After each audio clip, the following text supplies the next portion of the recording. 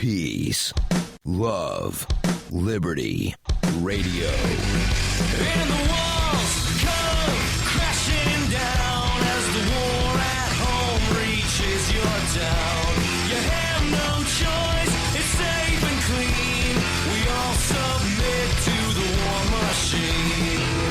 And yesterday, Thursday, the FBI, the Federal Bureau of Investigation, released video as some people were not expecting them to do. And I actually mentioned last night, before I found out that they had put out video, I mentioned last night on Free Talk Live that if they do put out video, we have no way of knowing if it's going to actually be the video of what took place, or if they just, make something up and say, this is the video, and then there's no one that can really wind up disputing it, because if the activists that were there would have had video, we presume that would have been released. So now we just have this one video that was put out by the FBI of what they say happened to Lavoy Finicum. And again, now it just becomes a he said versus she said, and the one person that said, well, they've got video to support what they're saying. And again, no way to dispute and say, no, that is not the actual video. And again, I'm not saying that this is not the actual video. I have no way of knowing, but it would not surprise me if it, comes up that they completely, just fabricated the video to verify, or rather to validate their claims. But anyway, the video was released. It's about 27 minutes of video. And yes, I realize that would be a lot of video to wind up faking or, to manufacture.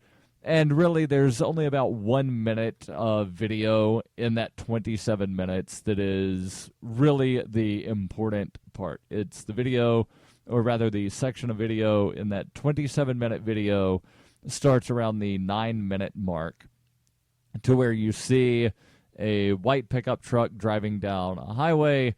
There's 3 vehicles that are blocking the road in what appears to be some sort of, they're calling it a checkpoint, but it appears to be, like they're blocking the road for some kind of ambush sort of thing.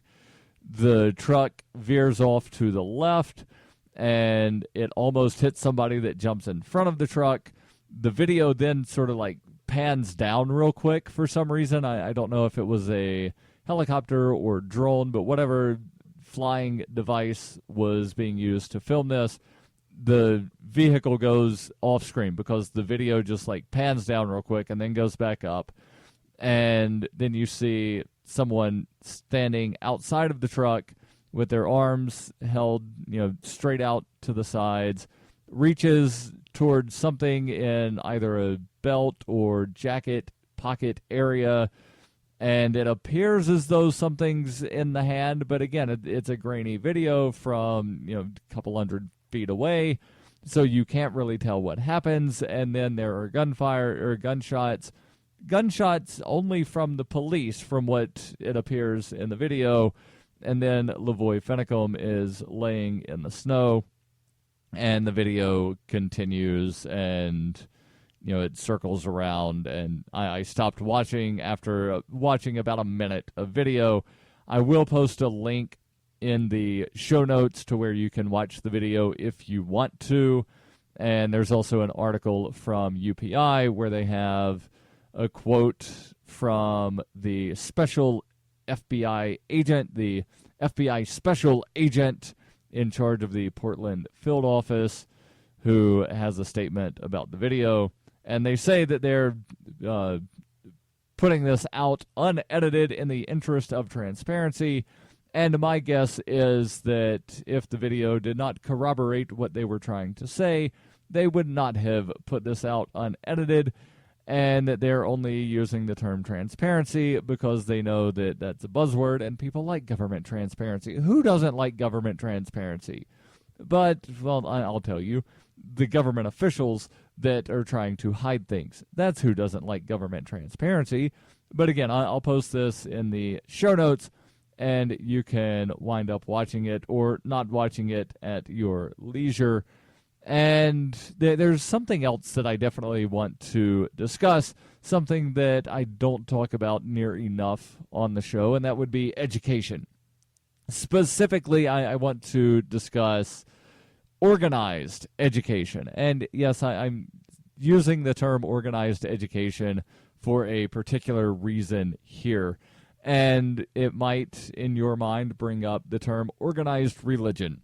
And again, because I'm using the term for a reason, and that's why I'm using it. I want you to think about, something akin to organized religion. And a lot of people probably do not look favorably upon organized religion, but they don't have a problem with individual spirituality or individual, religious leanings.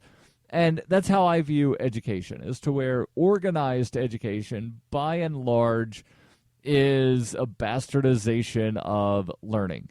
And what's the quote from Mark Twain? "I never let my schooling get in the way of my education."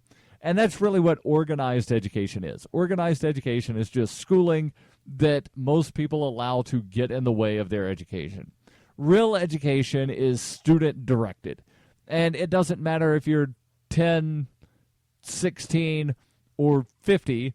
If you are setting out to learn something, you are a student, and you should be the one that directs your education. Certainly, it's good to have a teacher, and it's good to have a teacher, sort of help you get to where it is that you want to go and, get you to the path of learning whatever it is that you're trying to learn. But it should not be the teacher. It should not be an administrator. It should not be anyone other than the student who is saying, this is what I'm wanting to learn.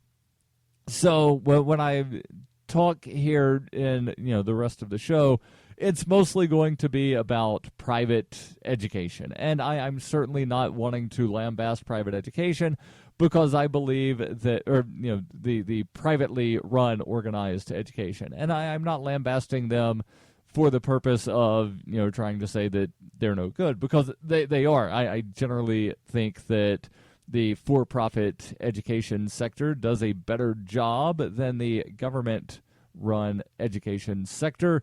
But the private education sector is in the news over some allegations that I think should be equally levied against the government-run education centers.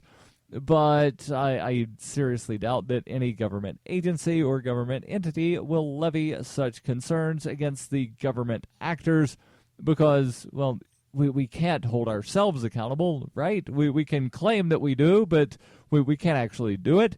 It's bad when the private sector does it, but it's not so bad when it's government actors. Or at least that's the thinking of most government actors. The story here from UPI says the Federal Trade Commission has sued DeVry University, one of the largest for-profit college systems in the nation, alleging the school misled students about future employment and earning potential. Allegations that I think are equally befitting against government actors within education. And I'll tell you why, as well as more about this lawsuit by the FTC against DeVry when we come back.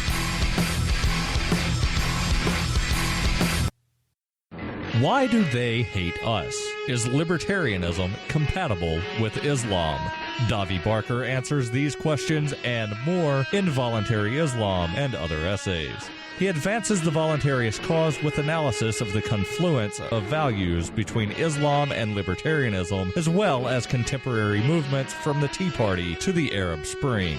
Voluntary Islam by Davi Barker is available from Amazon.com and all major bookstores. Bitcoin Not Bombs is a launching pad for nonprofits and social entrepreneurs into the financial freedom of the Bitcoin economy. Bitcoin Not Bombs offers premium publicity campaigns designed to facilitate an organization's adoption of Bitcoin as a payment system. Bitcoin Not Bombs is fully committed to being the hub of the nonprofit sector of the Bitcoin economy, maximizing the potential cross-promotion of all our clients and commercial partners. To learn more, visit bitcoinnotbombs.com. You can support FPP Radio by shopping online. Whether you're looking for precious metals, bitcoins, or books, you'll find that and more at shop.fppradio.com. Every purchase you make from one of my affiliates, like Namecheap, Spendabit, and Amazon at shop.fppradio.com helps fund FPP Radio. Or you can shop directly from FPP with Bitcoin in the Bitcoin store. That's shop.fppradio.com. You're listening to Peace, Love, Liberty Radio with Darryl W. Perry. Online at fppradio.com. Oh, so I almost forgot to mention. Remember on Wednesday I was telling you about some of the problems that I was having on this new computer with Audacity? Well, all I had to do was uninstall and reinstall, and then for some reason, because the way the sound card is in this computer, it's different than the sound card in the other computer that I had. So the input, it's not the same input in the program that I thought that it should be. And that was part of the problem, is that I was using the wrong input. But in any case, I do have it fixed, and it's working quite splendidly. And I just wanted to give that update. Also, want to make sure that I tell you how you can help support the show, if you so choose to do so. What you can do, if you want to help support the show, is head over to fans.fppradio.com. That's fans.fppradio.com, and become a monthly donor to the Fans program. Fans are friends, allies, and numerary supporters, and you can become a fan for as little as $3 per month through Patreon. Patreon allows me to easily distribute some perks that you would not have received had you joined the Fans program prior to August, when I instituted using Patreon. One of the perks is that you get an ad-free version of the podcast. Not just this podcast, but the FPP Radio News podcast as well. So you get ad-free versions of Peace, Love, Liberty Radio and ad-free versions of FPP Radio News. There are other perks as well. You get a copy of the newspaper, the FPP News. You get that in your mailbox every month. Yes, it's a physical newspaper that you can hold and touch and, fill the pages and read. And then, after you're done, you can line your bird cage with it. If you have a bird, I'm guessing, you might have a bird. I don't know. I'm sure somebody that listens to the show has a bird. So, statistically, somebody listening has a bird. Maybe you need birdcage liner. Well, join the Fans program, and you can get some birdcage liner after you read the newspaper, of course. And then, there's the envelope. Maybe you want to do some origami.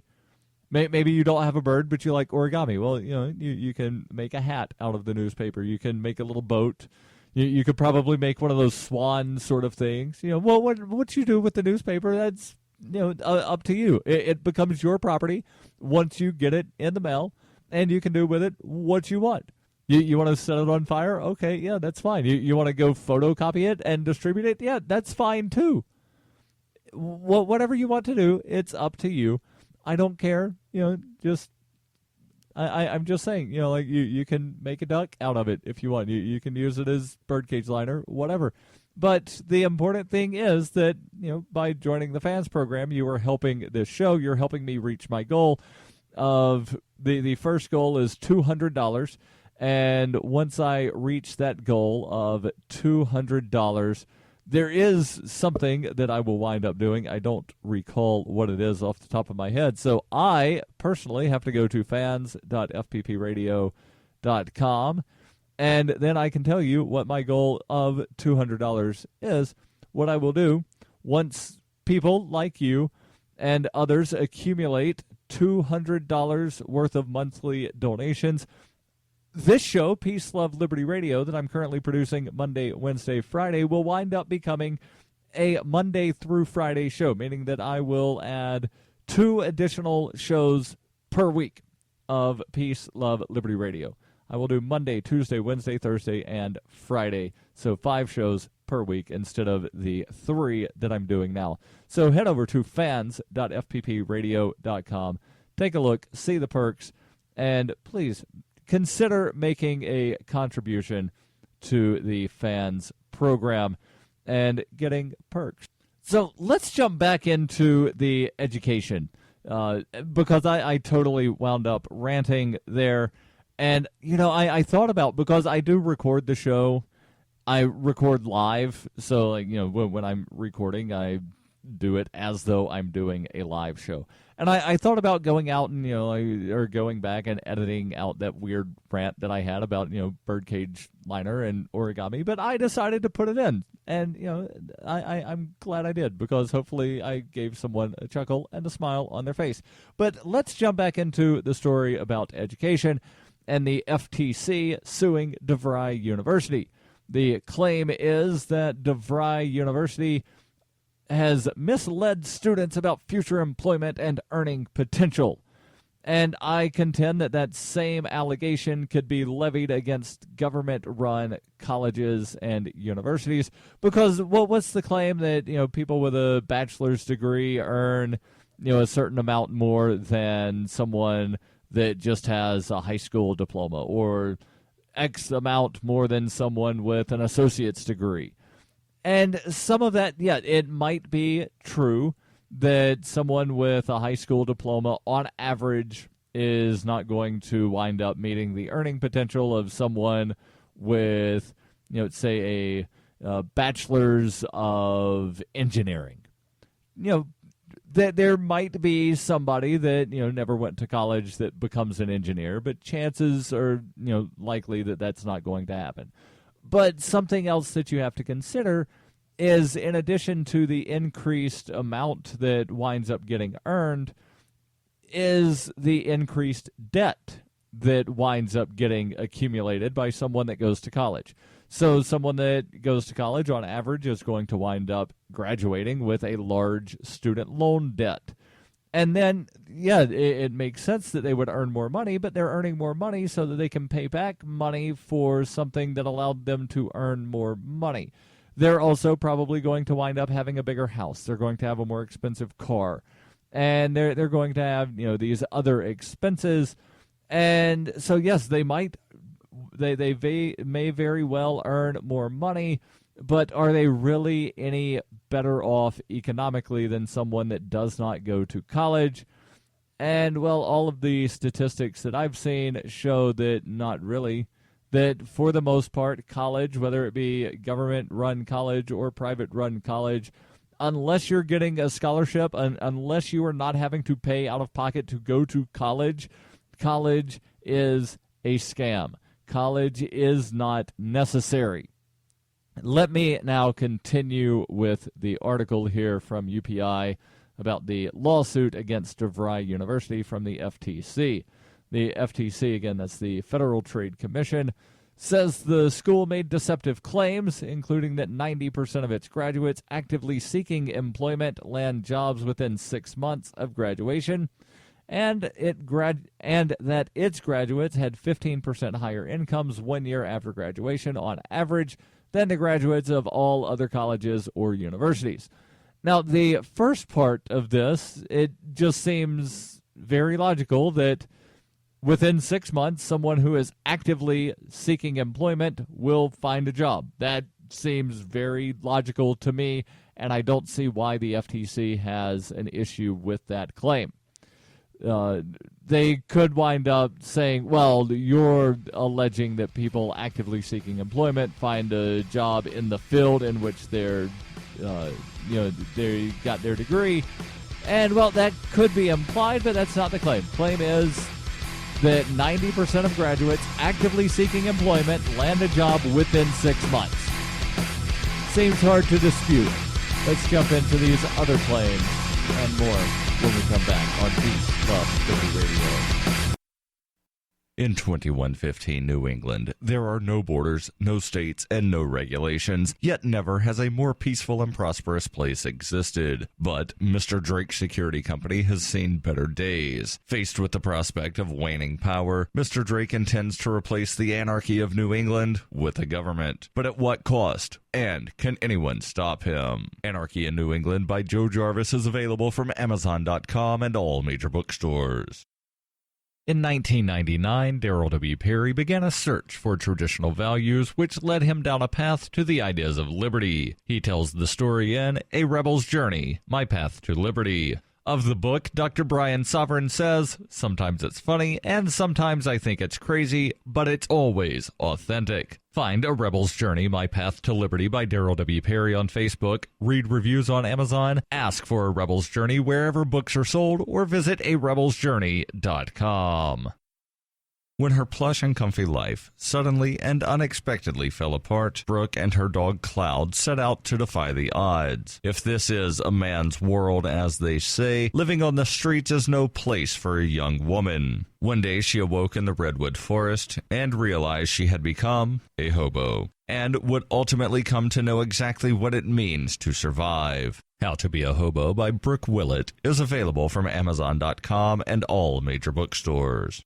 You're listening to Peace, Love, Liberty Radio with Darryl W. Perry.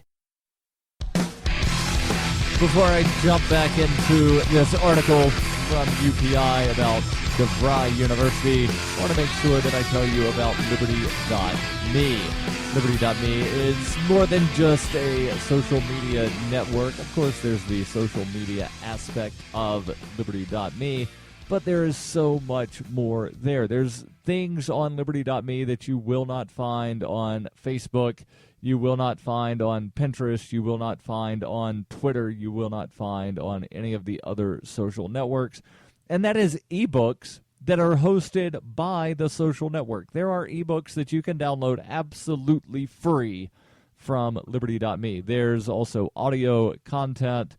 There's a WordPress blog that you can connect to your profile. You don't get that from Facebook. You don't get that from Twitter or Pinterest or any of the others. You don't get that from Diaspora, but you do get that from Liberty.me. And, of course, there are many more perks that you get with your Liberty.me membership, and you get those because Liberty.me is a paid service. So go to Liberty.me, use referral code FPP Radio, and save 10% off your membership. That's Liberty.me, referral code FPP Radio. Getting back into the article here from UPI, FTC Chairwoman Edith Ramirez said, millions of Americans look to higher education for training that will lead to meaningful employment and good pay. Educational institutions like DeVry owe prospective students the truth about their graduate success finding employment in their field of study and the income they can earn. And I would say that, you should be honest about what service you're offering. And if you're giving deceptive claims, then you are committing an act of fraud. And I contend, again, that the allegations against DeVry fit equally against government-run schools, but of course the FTC is not going to wage a lawsuit against every government-run college and university in the country. But I digress and continue. The U.S. Department of Education has demanded DeVry stop advertisements with statistics that the school can't substantiate. The DOE said, quote, moreover, for a period of 5 years following the effective date of this action, DeVry must subject all such representation to review by an independent auditor prior to the utterance of such representation. Utterance meaning oral, written, or otherwise. DeVry said it will vigorously contest the FTC lawsuit and collaborate closely with the DOE to resolve the complaint. The school said DeVry University measures the employment and earnings results of its graduates on a sound, rational, and transparent basis, and has published these results in a consistent manner over the years to provide students with meaningful information.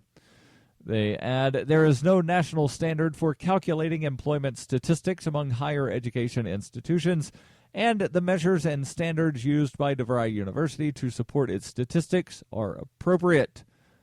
DeVry is one of several for-profit higher education centers that has come under fire in recent months after the collapse of Corinthian colleges.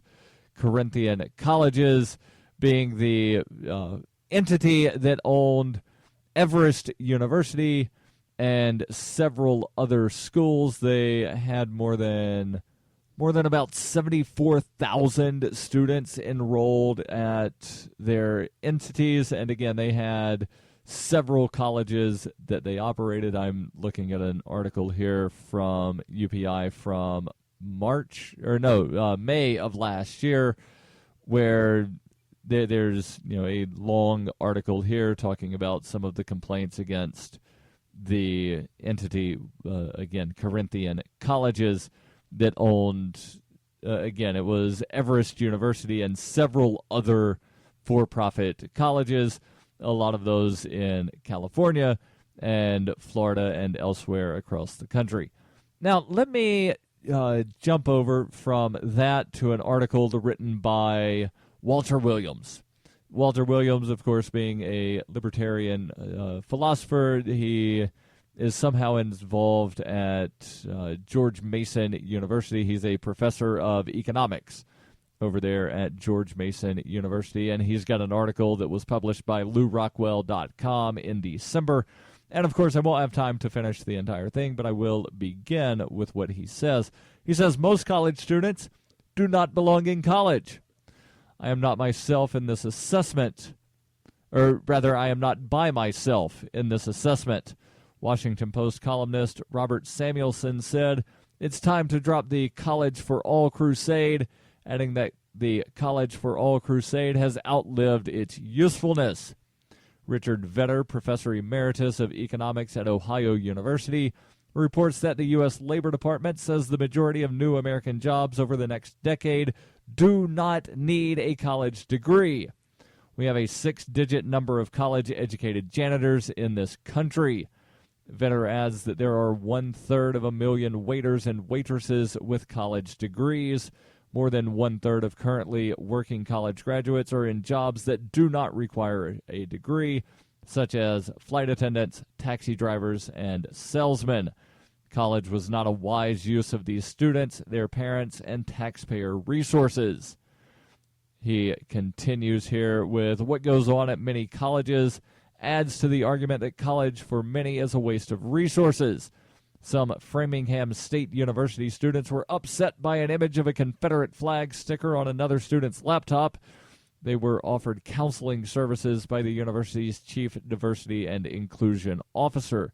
And this gets into something else that, again, I will not have time to get into. I might wind up getting into this a little bit more in a show next week. But Teller, the one half of comedy magician duo Penn and Teller, says that learning should make students uncomfortable. And I tend to agree that, what you learn should challenge your mind. If everything you learn is something that you already agree with, then you're really not learning anything, right? Because learning requires new information, and new information should be a little bit scary.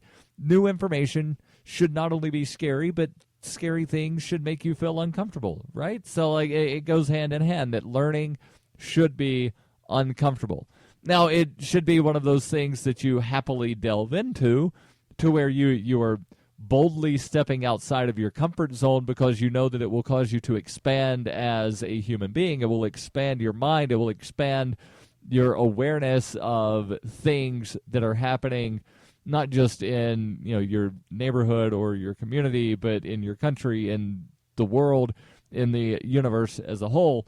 It should expand your horizons, and that, by its definition, is uncomfortable because it is outside of your comfort zone.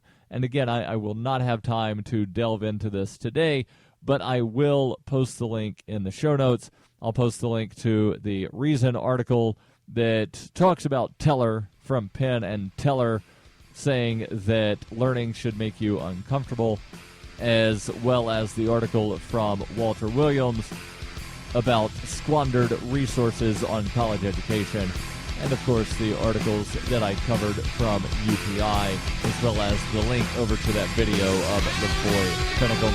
Don't forget, every Wednesday I answer your questions. Send those over, AMA@fppradio.com.